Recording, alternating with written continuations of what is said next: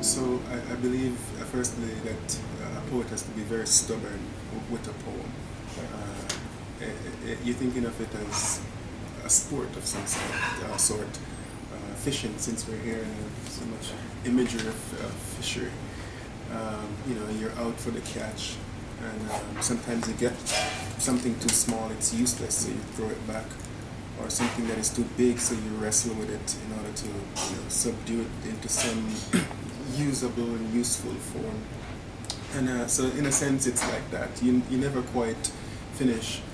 There's this French poet, Paul Valéry, who said a poem is never finished but abandoned.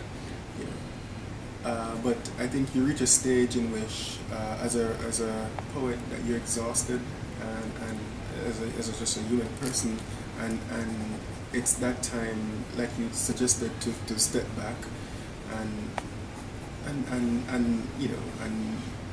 and also a good suggestion, of course, is to send it to people you trust, and even people you don't trust. Whatever advice, it's all helpful. It's all useful if you can figure out later on down the road, when the poem rears its head and bites you, what is at the moment a good thing, a good change. So the revision process is endless. It is the writing process itself. I remember too a very famous sort of critique, or what was said about the poet Robert Lowell, that he never wrote. He rewrote. The idea that you're a draftsman, and it's going to go through several series of incarnations, and that is important. If you're thinking, there are different ways to think about it. If one is ultimately thinking about publication, getting something in a decent shape, whatever that means for publication, then that kind of limitation forces you to work towards that end. But it doesn't stop. It doesn't end once a poem is published. It still is a thing in progress. It's a discipline. It's an art that requires submission.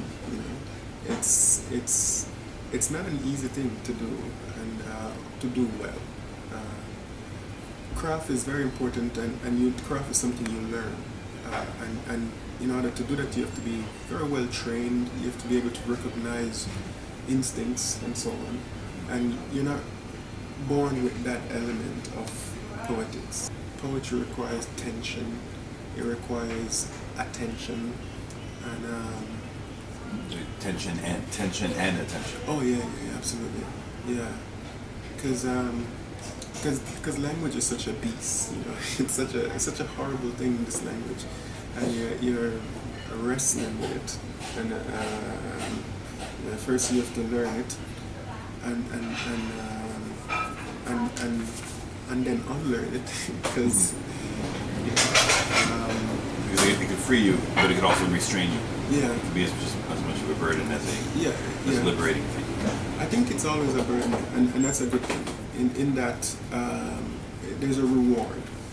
The poem, you can feel a sense of having achieved in an instance something memorable. Right. By wrestling through the beast and being able to triumph and communicate what you wanted to communicate through it. Yeah. Or especially when you communicate something you didn't want to communicate. That you've maybe you don't recognize it, but hopefully someone will, and say, I had never seen it that way. And that's a very remarkable. That's the only kind of compliment a poet can really get. The greatest reward is appreciation somewhere down the line.